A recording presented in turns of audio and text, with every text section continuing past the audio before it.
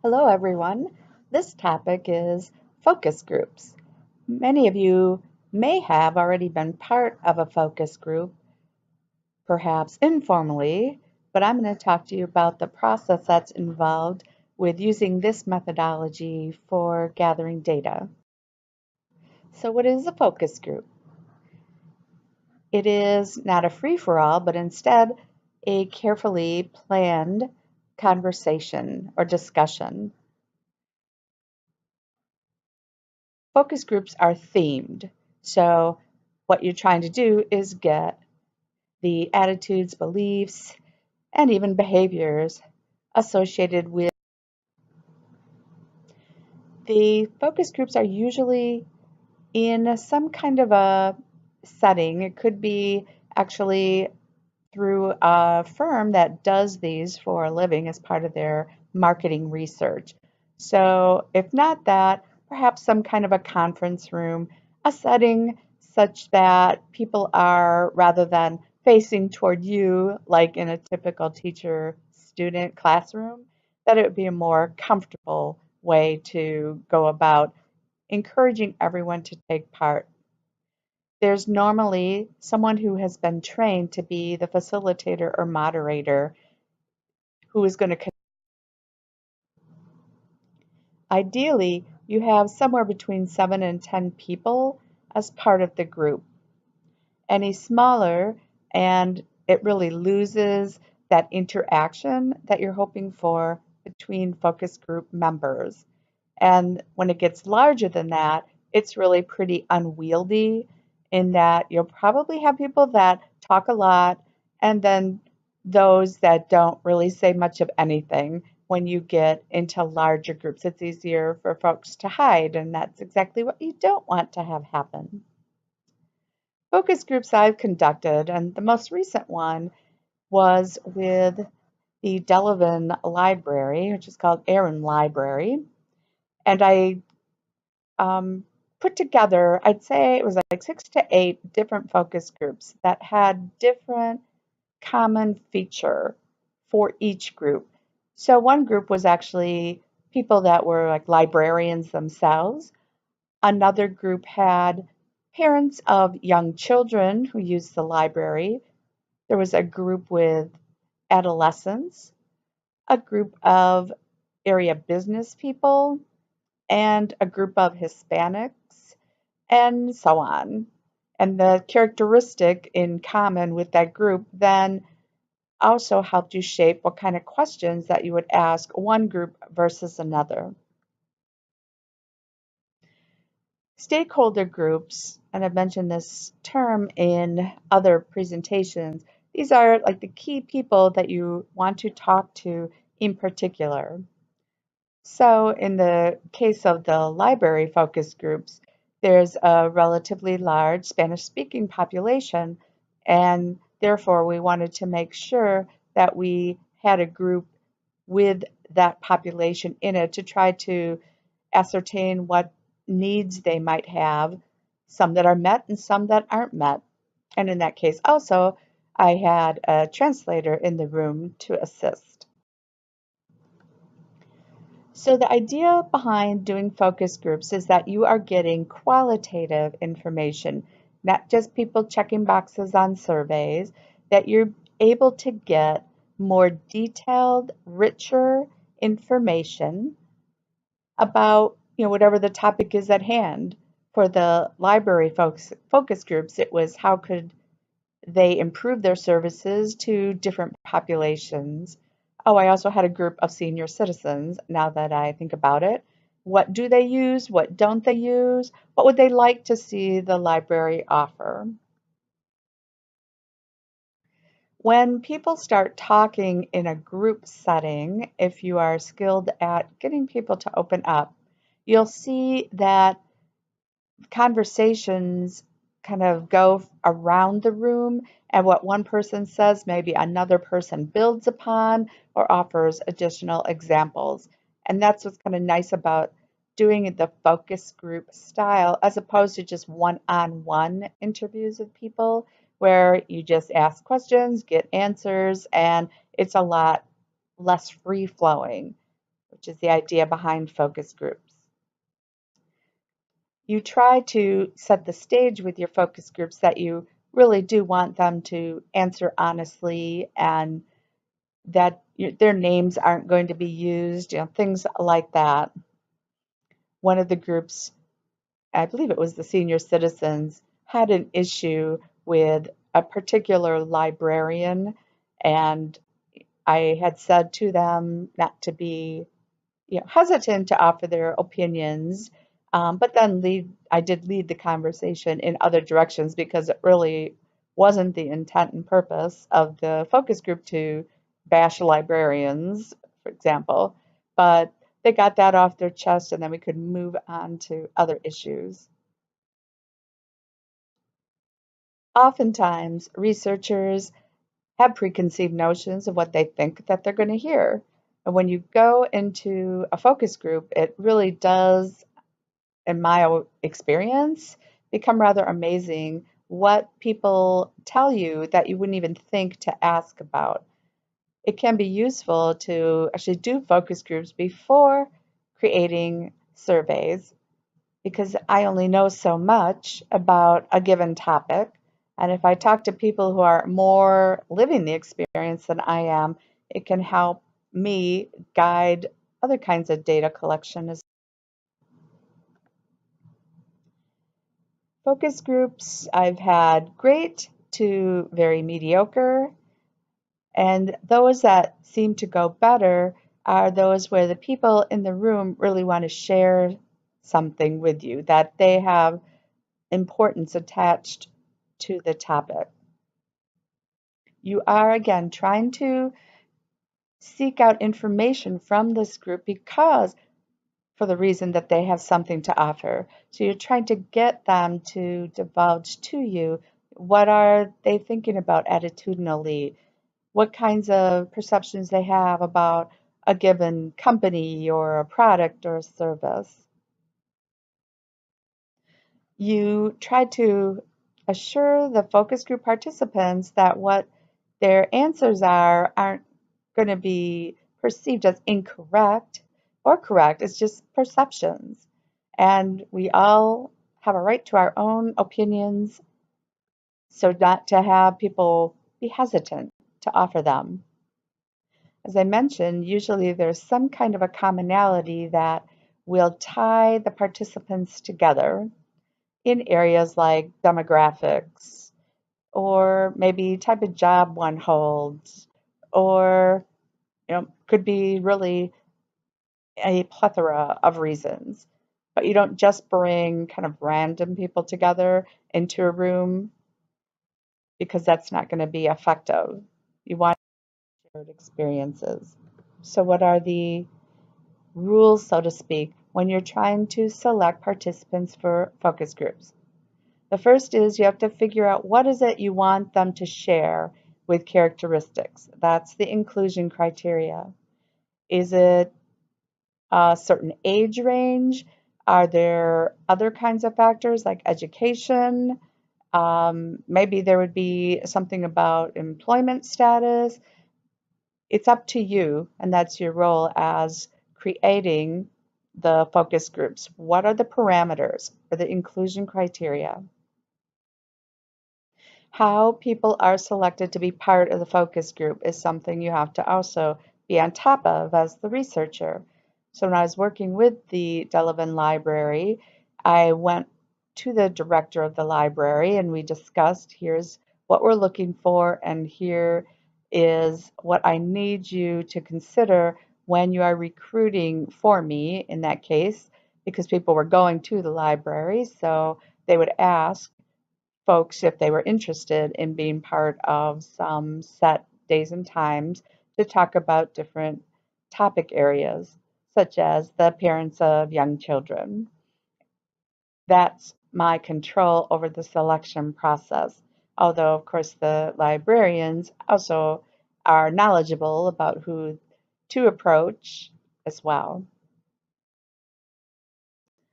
So I was hired for this project and used their facility for actually running the focus groups since it made sense to have it on the location, and also for their staff to be the ones promoting signing up for the focus groups and providing me with the list of names and so on. I also, by the way, had also done a survey as part of this. So people in the focus group also completed a survey at the end, which was, again, more hard quantitative data to also kind of play off what they were saying in the discussion part of things. There was a need to translate that survey into Spanish for the Hispanic population, which I was able to do as well through contacts that I have. Bringing someone in, like I was brought in to do this library focus group study, helps to eliminate biases. So if the librarians themselves are running the focus groups, obviously it's their profession, it's their library, and so on. So they're going to have, uh, even if it's unspoken, hoping to have answers go in a certain way. I, on the other hand, am relatively objective as far as what parents prefer or senior citizens want to get out of the library and so on. And I think it's easier to have someone as free of bias as possible.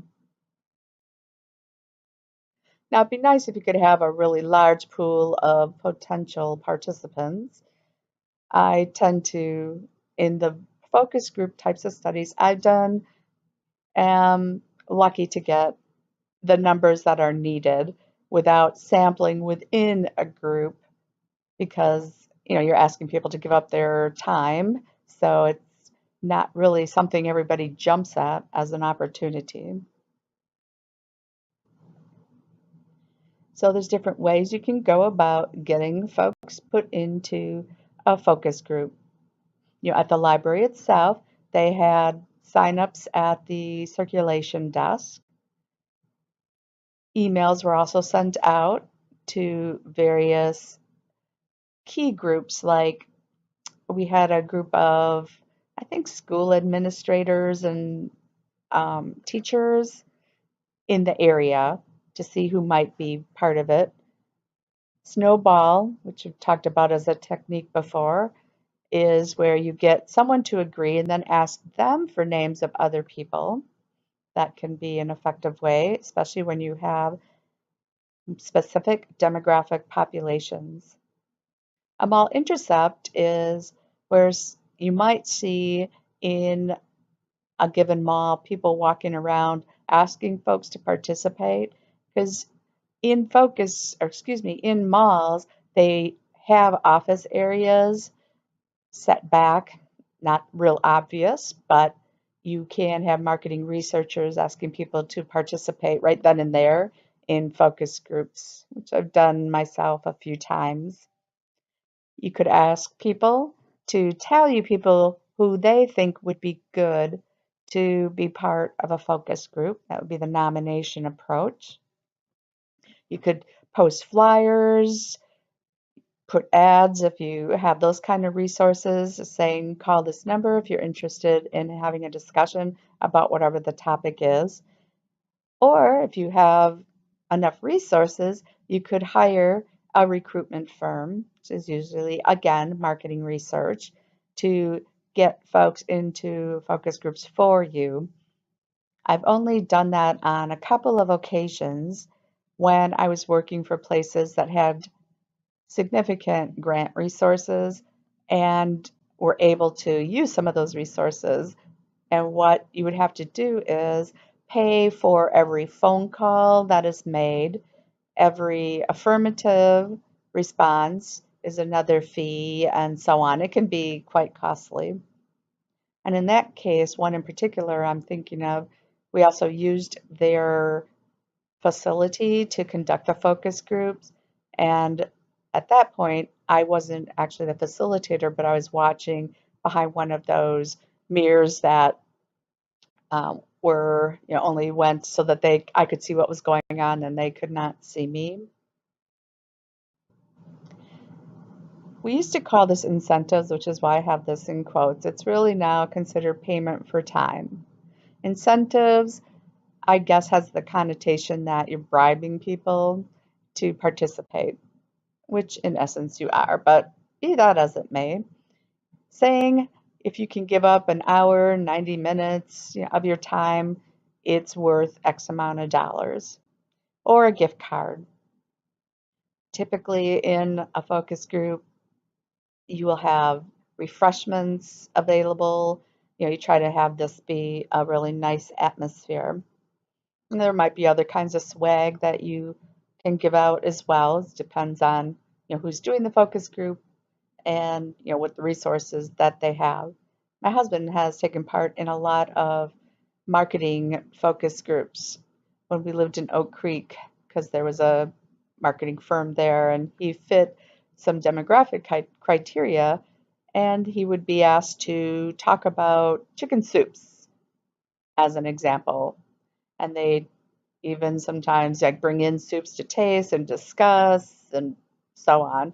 And he would get paid sometimes $100 for spending an hour talking about whatever it is they thought he was a good demographic for. Okay. Focus groups are usually set up, sometime in advance, and the date is known to those that agree to participate. But then you want to, of course, recontact them to see if they remember that this is going to be happening. These days, they're usually not by snail mail, but instead some either email or texting to confirm. You want to also do the reminder the day before the focus group to make sure people are actually planning to show up.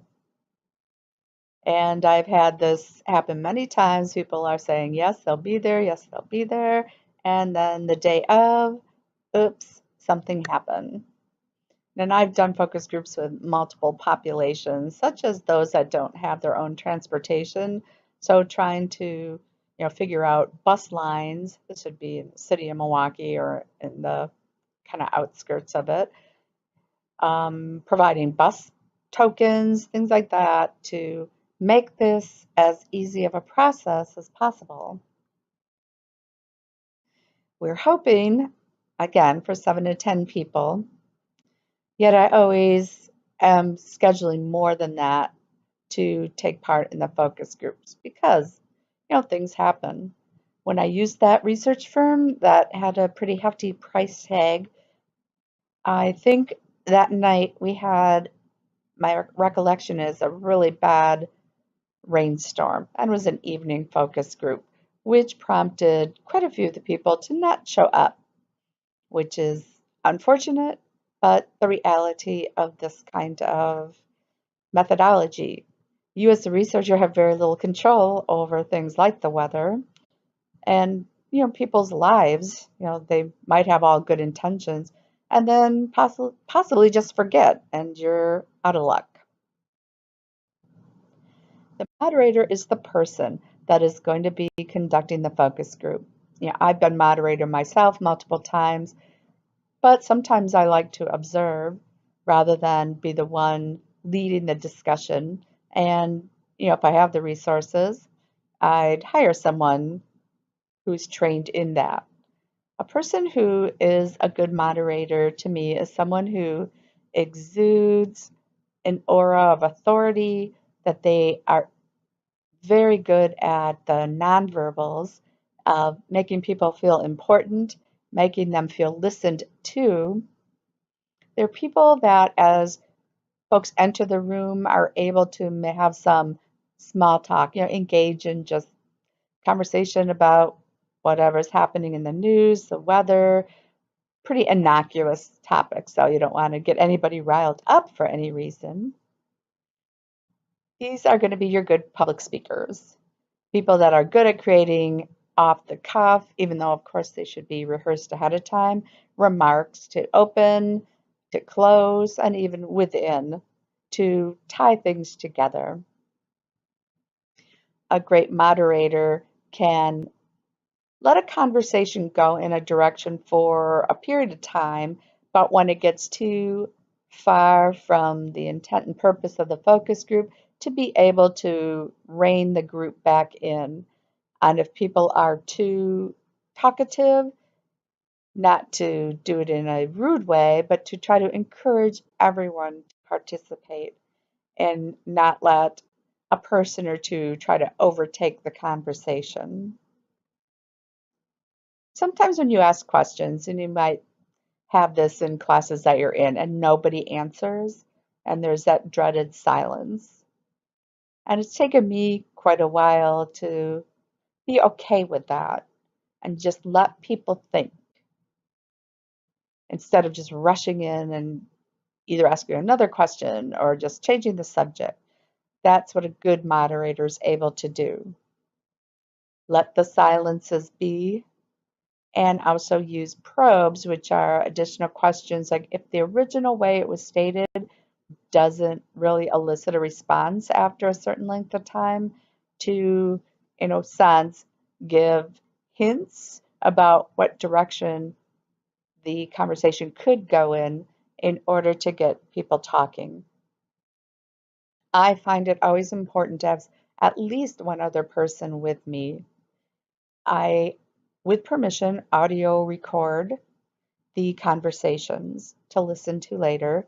I also have that assistant taking notes as well, so that in case something happens, which has been my luck in the years I've done focus groups, that if I lose the recording somehow, at least I have that. So how do you start out?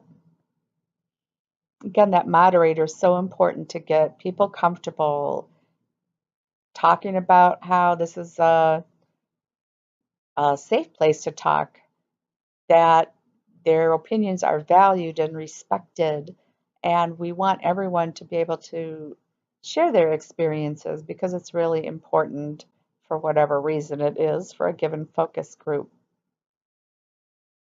You're typically going to do some kind of a welcoming. I've had focus groups with injection drug users where I said you could use a fake name. You know, I'm not going to use your real name regardless, but I'd have like name tags set up.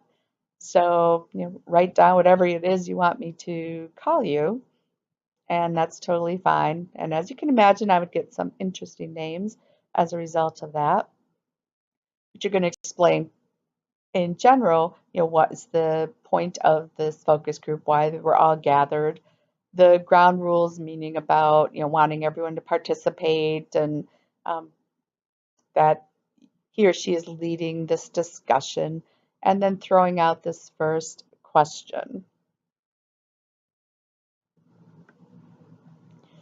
In focus groups, this isn't a survey. You want open-ended questions. You want them to give you more than just simple one-word answers. You don't want dichotomous, would mean like yes, no type questions where there's an either or. That's not going to give you a lot of information. You want the whys about things, not just a survey check a box type of answer.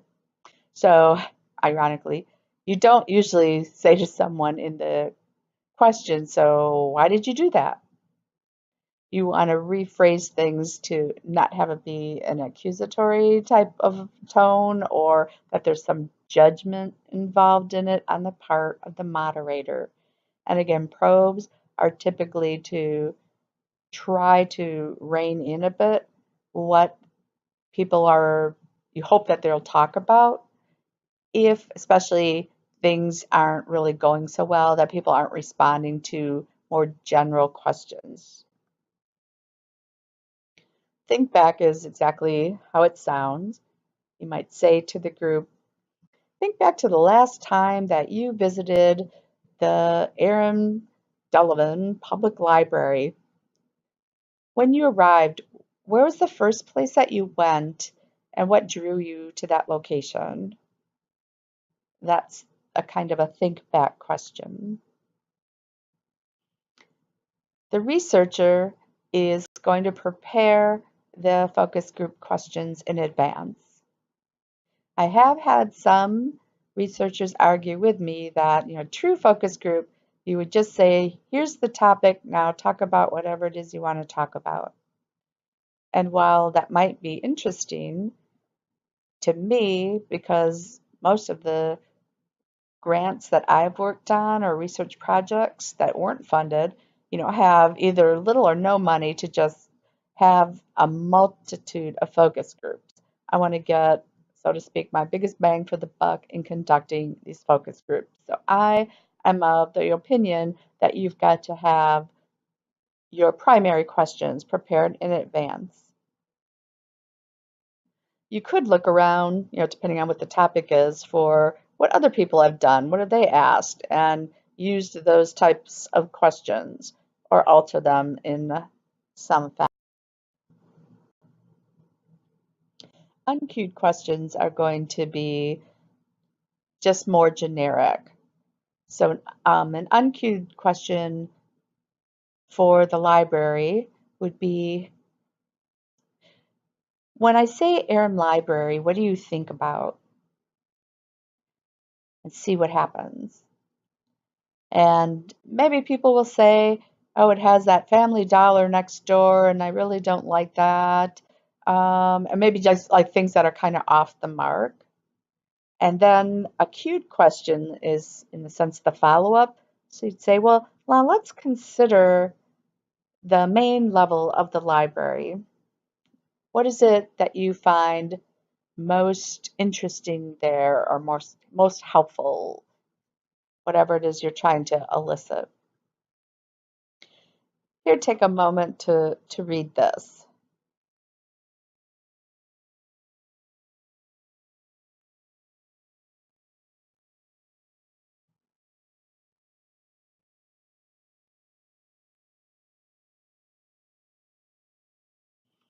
If you're getting to the point where it says cues, that's where it says how the moderator, pulls up this list with specific topic areas that might be things that someone would talk about, such as, in this case, family, transportation, etc.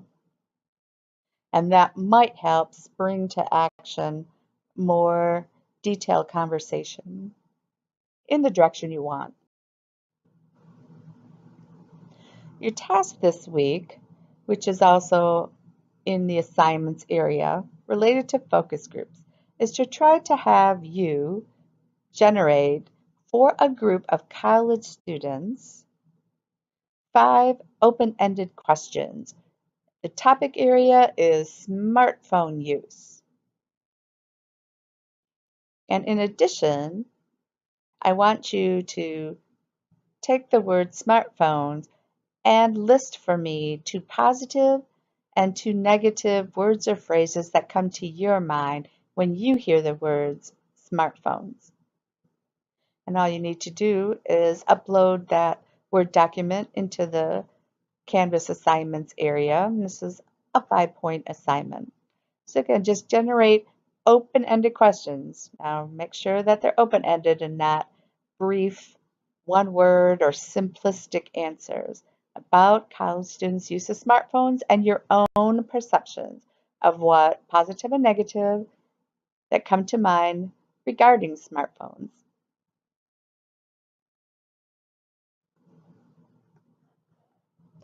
When focus group is wrapping up, typically the moderator will attempt some type of a summary to hit upon the high points of what they got out of it and ask those in the room, do you think this is, do you agree with this? Is this an adequate summary of what we talked about in this past hour? Often people use that, well, all things considered type of question after that. Can you give me just some final thoughts and see if participants have anything that they forgot to mention? Again, it's important for that moderator to keep encouraging, keep listening, and being supportive of those in the room. because some gems might come right at the end, surprisingly, that didn't come up the entire hour until those last moments. And then you ask the final, is there anything further you'd want to discuss? Did I miss anything in talking about this? Good, let them participate. You can only know so much about a given topic with a given focus group with shared characteristics. Let them help you. Then what happens? Well, we've got to have an analysis of all this data we've now gathered. So as I said, I like to have an assistant who's taking notes. I'm going to make sure I've got everything right then and there as soon as the focus group ends. Once the focus group is over with, it's really best to start reviewing your notes or from the note taker. Start listening to the audio right after it's completed. Because the longer you wait, the less fresh the information is in your mind. So we had run, as I said, for the library, it was like 6 to 8 focus groups. And I would do maybe 2 in a day over, I think it was a week or 2.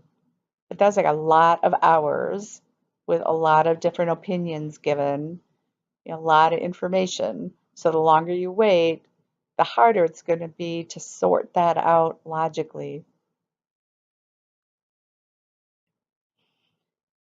If you are able to, you get the audio transcribed. Now, there are transcription services that are quite expensive, and for the most part, I can't afford that type of thing. So in my library grant, I actually hired students to transcribe the major comments that were made. In true transcription, you would be putting in every hem and haw and cough or anything that's going on. But for the ones, what I was interested in, what are the big chunks of comments that are being made? So I'd pay the students per hour to listen to audio and do these in a Word document. I'd put the questions in the document, the main questions, and say, okay, now type in underneath what people were saying as best as you're able. This is a very tedious process. So I put my, let's say, time in on that as a student myself. So now I'm in the position to train students of my own to do that kind of work.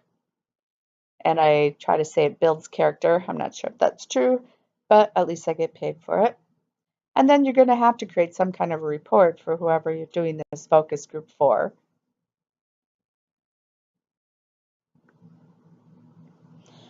In doing focus groups, and you'll probably be part of them if nothing else, you need to consider how you're phrasing things and how does that best match those that you're speaking to, or how should you alter depending on your focus group and their characteristics, where it's being held, what's that context. If there is, and when you're looking at the responses, do they make sense? Are there inconsistencies in what people are saying? They say, everything's great at the library, but, and then they start talking about things, well, that's not really internally consistent. So we're looking here at what are the words people are using. What comes to their minds when you talk about services at the library? What is it that they say first? And does that vary by group? How many times do different phrases or kind of concepts come up in a focus group? What kinds of things that you touched upon really seem to elicit a lot of conversation versus those that didn't? That can help tell you how important different things are. What kind of word choice, again, type of language.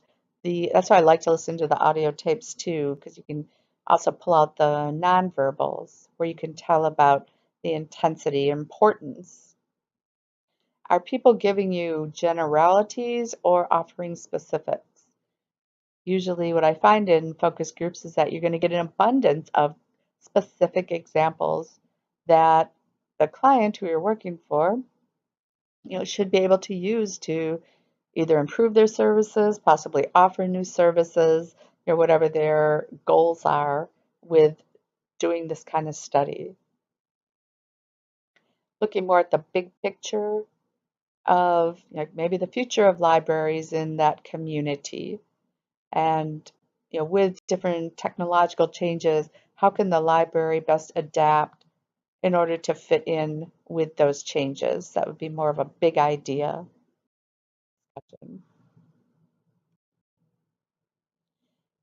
I've done oral types of focus group results with the client that I'm working for, and almost always also that written report. I've offered to, like the library people, the audio tapes. I gave them access to those on a Google Drive, all the notes, all the data, in essence, which I synthesized for them into what was probably about a 30-page report, based again on, I believe it was 8 focus groups plus surveys that were conducted.